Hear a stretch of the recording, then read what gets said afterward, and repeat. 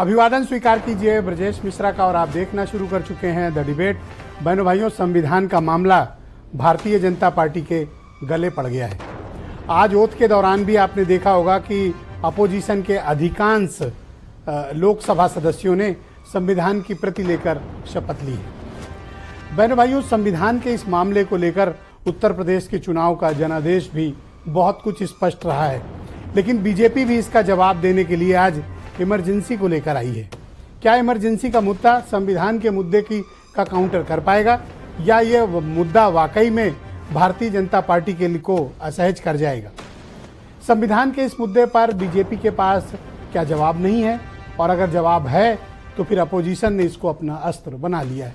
आज चर्चा इसी विषय पर होगी। बहन भाइयों, संविधान के मुद्दे पर आज आपने देखा होगा, आज उत्तर प्रदेश के सांसदों की लोकसभा में शपथ थी, और ये शपथ अन्य दिनों के मुकाबले बहुत ही विचित्र किस्म की और बड़ी इंटरेस्टिंग थी। आपने देखा होगा कि अधिकांश अपोजिशन के मेंबर ऑफ पार्लियामेंट ने शपथ के दौरान संविधान की पुस्तक को हाथ में रखा, और अगर जो संविधान पुस्तक नहीं लाया था वो जय संविधान के नारे लगा के जा रहा था। यही वो मुद्दा है जिसने अपोजिशन को क्लिक कर दिया और आज अगली पायदान में बिठा दिया। 6 मेंबर ऑफ पार्लियामेंट कांग्रेस से और 37 member of parliament Samajwadi party से। यूपी की 43 की उनकी स्ट्रेंथ है, और आज जो उन्होंने संविधान के मसले पर सदन के भीतर किया, बीजेपी को असहज करता है। लेकिन बीजेपी ने भी इसकी काट खोजी, और आज इमरजेंसी का दिवस है 25 जून। आज ही के दिन इमरजेंसी इस देश में इम्पोज की गई थी। बीजेपी ने पूरे देश भर में हर जगह पर कार्यक्रम चलाए, गोष्ठियां की, आयोजन किया, और उन आयोजनों के बाद यह आरोप लगाया कि कांग्रेस ने ही दरअसल संविधान को कुचला है। संविधान को कांग्रेस ने खत्म किया था, और इस देश में इमरजेंसी इम्पोज करने वाली इकलौती पार्टी है कांग्रेस। क्या इमरजेंसी का मुद्दा कांग्रेस के संविधान बचाओ मुद्दे का मुकाबला कर पाएगा?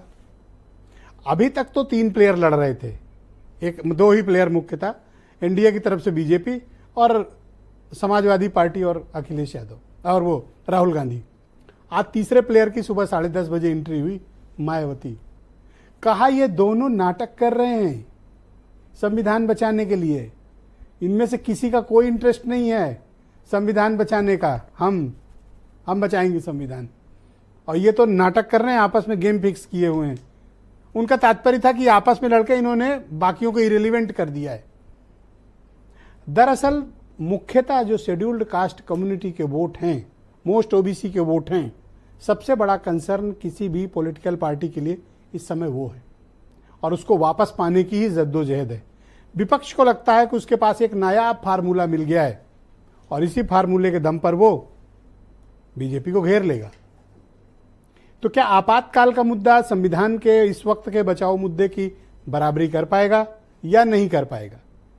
और दूसरा, उत्तर प्रदेश में आज शपथ ग्रहण के सांसदों के शपथ के मामले में ये तस्वीर बिल्कुल स्पष्ट हो गई कि आने वाले दिनों में सदन कैसे चलेगा, क्या मुद्दा होगा, और संविधान कितना प्रभावी मुद्दा रहेगा। और सबसे इंटरेस्टिंग अवधेश प्रसाद हैं। आजकल वो पॉलिटिक्स के सुपरस्टार बने हुए हैं, जहाँ जाते हैं लोग तस्वीर खिंचाते हैं, सदन के बाहर और सदन के अंदर। और आज वो लोकसभा में अचानक भावुक हो गए। कोई जब जय श्री राम का नारा देकर अरुण गोविल उतरे तो विपक्ष की तरफ से जय अवधेश के नारे लगने लगे। उनको लगा शायद उनके सम्मान में हो रहा है, और वो खड़े होकर सबका अभिवादन करने लगे, और उनको तवज्जो भी बहुत मिल रही। पहली बेंच, पहली बार के सांसद, हालांकि हैं पुराने नेता, 8 बार के विधायक हैं, संसद पहली बार गए, लेकिन पहली कतार, वो भी राष्ट्रीय अध्यक्ष के बगल में, राहुल गांधी के बगल में। तो बट नेचुरल है कि इमोशंस उनके हावी होते ही हैं। लेकिन बहनों भाइयों, इस देश उत्तर प्रदेश के मैंडेट ने बहुत से नए राजनीतिक समीकरण तय कर दिए। आप आज आए कुछ बयान सुने, फिर आज की परिचर्चा को हम आगे बढ़ाएंगे। भारत की नई पीढ़ी इस बात को कभी नहीं भूलेगी कि भारत के संविधान को पूरी तरह नकार दिया गया था, संविधान के लीरे लीरा उड़ा दिए गए थे, देश को जेल खाना बना दिया गया था, लोकतंत्र को पूरी तरह दबोच दिया गया था। 100 बार यही बात बोलेंगे और इमरजेंसी के 50 साल हो रहे बोले तो तुम इमरजेंसी से without declaring emergency you are doing it. इसीलिए हर बार वही बात बोल के आप कितने दिन ऐसा ही अपनी हुकूमत करना चाहते हैं।